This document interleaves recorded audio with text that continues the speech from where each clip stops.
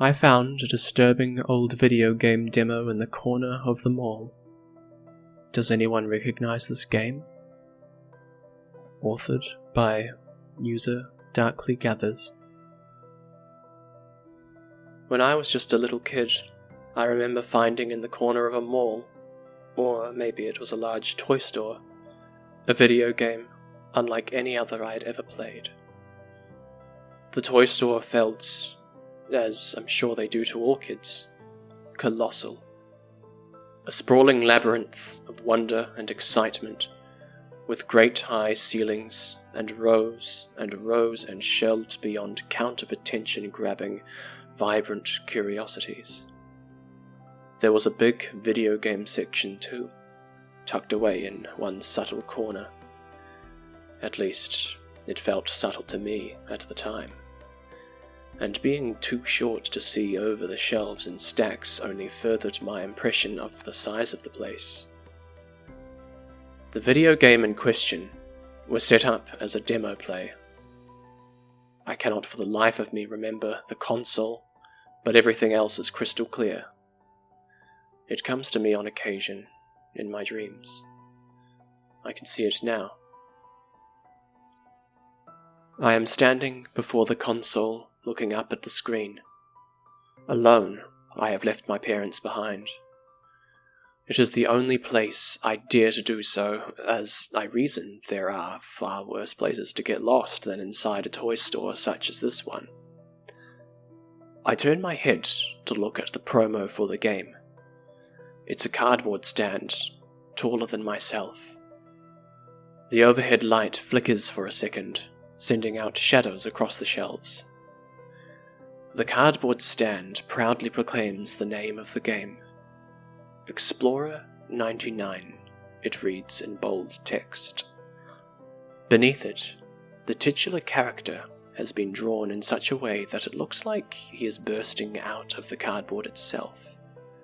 He is blocky and polygonal. His hair is red, his teeth are white, and his eyes are shining and wide. He is staring at something that I cannot see. I want to know more about him. I want to know his story. So I tap the controller fastened to the console with a cord, and the screen alights. Enter name, it says simply. I slowly type it in. J-A-C-O-B. Jacob. Then press enter. I am greeted by a simple black screen. A sentence of white text appears in the middle. Explorer 99 is lost. He was left behind. I shiver, though I do not know why. I glance around, but it is quiet here. I cannot remember if there was any music playing throughout the store when I entered, but there is nothing playing now. The cold, hard floor reflects only dimly the flickering lights up and the way overhead, and the atmosphere of this fantastic store is now entirely alien to me. Games line the shelves, console accessories. They don't look as bright as they did before, and if I peer around the cardboard cutout, there is nothing but more games. Endless rows of endless games. I return my attention to the screen, tapping the console and subsequently changing the display. The text vanishes, and the game fades into view. It's a menu screen. Blurred in the background is an unrecognizable landscape, and the foreground is comprised of a series of floating text boxes. New game. Load game. Options. Return. After a few mere seconds of considering what to navigate to, the new game section is made for me with a low and gritty sound effect. The screen fades to black, and then slowly to what I presume to be the beginning of the game. I tap the stick to the left, and then to the right. I appear to be in control of what can only be Explorer 99 himself. He faces away from the camera. He is short and squat and squarish. I cannot see his face right now like I can on the cardboard cutout. His feet pitter-patter against the ground, but the character himself doesn't seem to be making any noise. There is no music in the game. Not yet, at least. Explorer 99 appears to be standing in the ruins of a large building. An office of some sort. Or maybe a school? It's hard to tell. Overgrown trees sprout up from the floor, and vines from the setting's border. The sky, as far as I can tell, is a uniform grey. The ground is a repeated texture, cracked and mossy tile. Roughly half of this ruined school is outside, and the other half is still covered by a long, cracked roof. There are 2 levels you can reach by climbing the stairs, and strung up across the walls are a series of mirrors embedded into the tiles and trees. If you stand still near one of these mirrors for long enough, I find the camera refocuses. It shifts closer, and you can see Explorer 99's face reflected in the glass. He doesn't look quite like he does on the cutout. There's no pearly white grin. His eyes don't look bright. They seem shadowed and sad. He glances sideways to his reflection. He glances. And I start in amazement. I lean closer, dumbfounded. The pixels become blurred, and the buzzing of the screen rumbles faintly in my ears as I watch, staring, waiting to watch him do it again. But he does not. His standing still animation simply plays over and over, over and over. A slight shrug in the shoulders, a slight bend in the knees, but nothing more. So, reluctantly, I move him along. My hands are sweating, I realize, and my mouth is dry. Despite the poor quality graphics, a part of me feels like I'm there with him. I am there with Explorer 99 in the ruins. It is a curious mismatch of scenery that I explore. Bland, featureless walls, glassy windows, filing cabinets, and bare desks. But these are the only man-made objects. The rest is rock and tree and vine. The backdrop is a grim, grey-green forest. And then there are those peculiar, shiny mirrors all around, some out in the open, some further back in the shadows of the building on the lower level, hidden and tucked away round the corners by broken staircases that lead to nowhere. After much running around and accomplishing little, I try to jump into one of the mirrors right through the glass. And I find that I'm able to do so. Here we go. The world warps and shimmers as Explorer 99 disappears through the glass. The screen changes. It fades to black and then quickly back to pixelated color. I see 99 jump from the mirror and into a new world.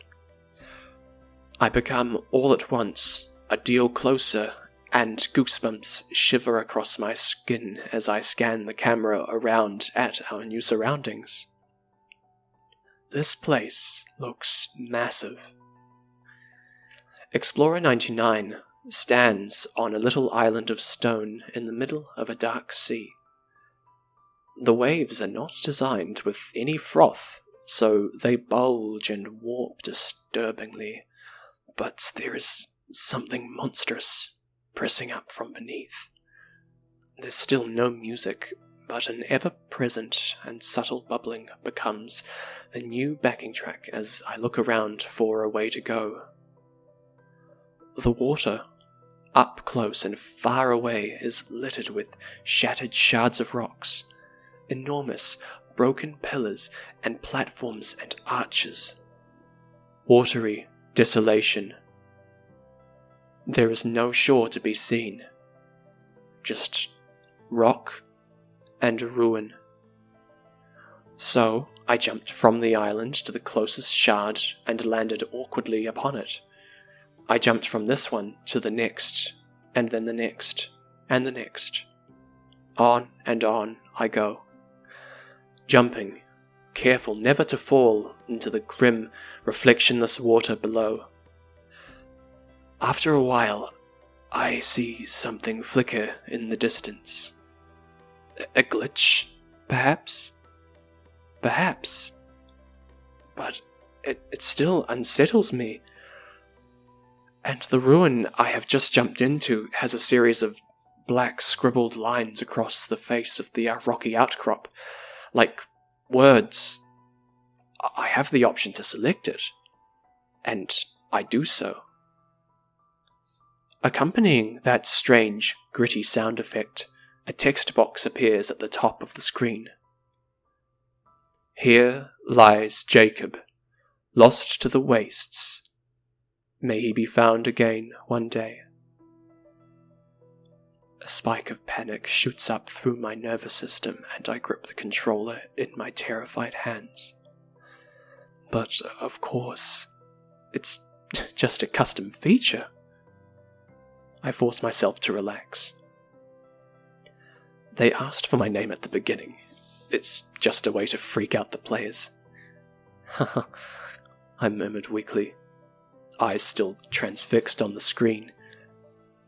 It's all I can see now. There is nothing else around me. Only out-of-focus shadow. There is the game, and nothing more. I jump across the platforms, traversing the surface of the sea. As I land on a wide pillar of stone, two black bars slide into view, one on top and one on the bottom of the screen. A cutscene. The camera zooms close to Explorer 99. He turns to look out to the sea, across the ruins that are scattered far into the distance. We came here together. They were my friends, he said silently in the form of a text box. And then that's it. The cutscene is over. I become aware of just how empty this game is. There are no enemies. None that I've seen yet. There is no one to interact with. It's lonely, and I feel 99's loneliness as if it were my own. It's just a game, I remind myself as I jump from ruin to ruin. It's not real. But I forget this fact in almost an instant as my judgment slips, as I land an awkward jump on the curved edge of a ruin and slide down into the dark water below with a splash. The screen instantly cuts to black, and I find myself frozen, breath caught in my throat. I do not know why this game has impacted me so heavily, but I can't deny its grip. I see 99 fade into view in the water. He is a small, pale grey figure amongst the watery shadow. It's so deep, so dark, the abyss. A low-textured something drifts through the darkness, far below, barely visible at all. My heart rate skyrockets as I jerk the directional stick all around, forcing 99 to swim to find my way back to the surface. It's getting closer. Come on, I mutter. Or maybe I just think it. Come on. But it's not until 99 has safely surfaced with a splashing sound effect, and I have awkwardly scrambled back up into the nearest ruin, that I am able to allow myself to breathe. My chest aches, and my hand shakes as I try to gather myself. The platform is narrow, and I don't have much space. I don't want to fall in again. Once I'm sure that I'm in the clear, I continue along my way, jumping from ruin to ruin, climbing and clambering where necessary. The only sounds are the bubbling of water and the taps of 99's feet against the stones.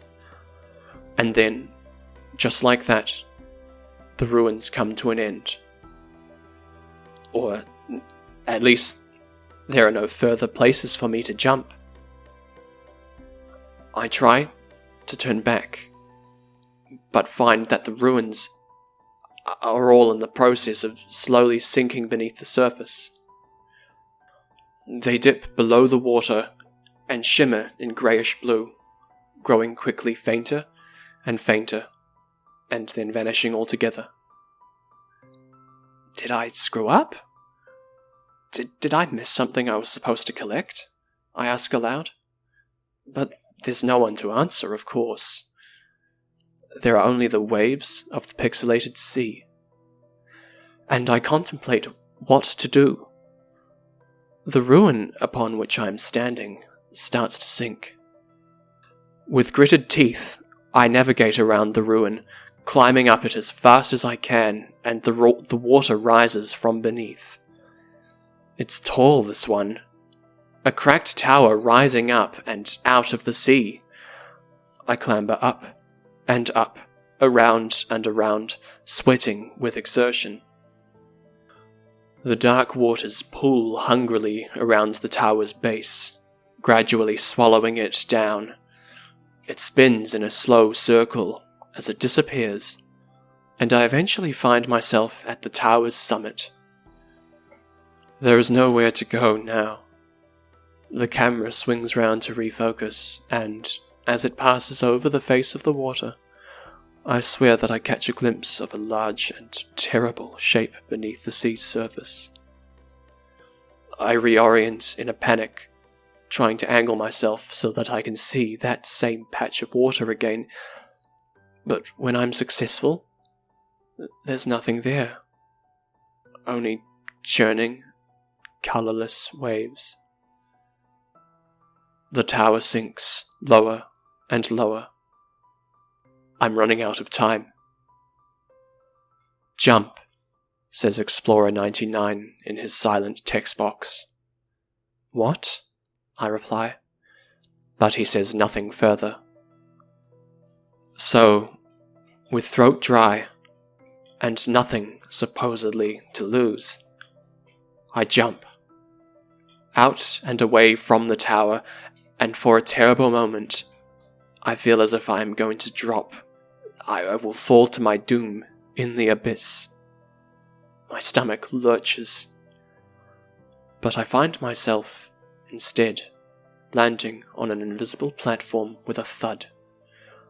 Shaking, but relatively still in midair as the tower is swallowed up and disappears down into the darkness below.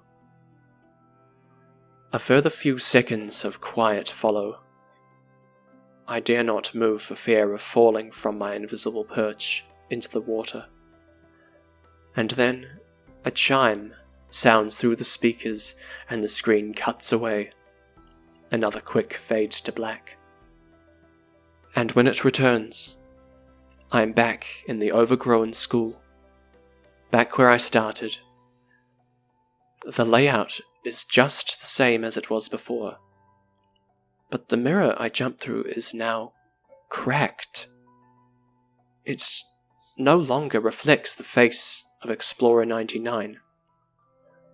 A placard has appeared at the mirror's base, and I'm able to select it. With trembling fingers, I do so. It reads, "In memory of those lost to the flood, what they built for us, we hope to one day see again. We take a time to reflect." I do not like this game. It makes me feel small and afraid and alone. But it captivates me like nothing else I've ever played. So I carry on through the ruins, round the corners, and past the thick undergrowth, and, holding my breath, I jump right on through the next of the awaiting mirrors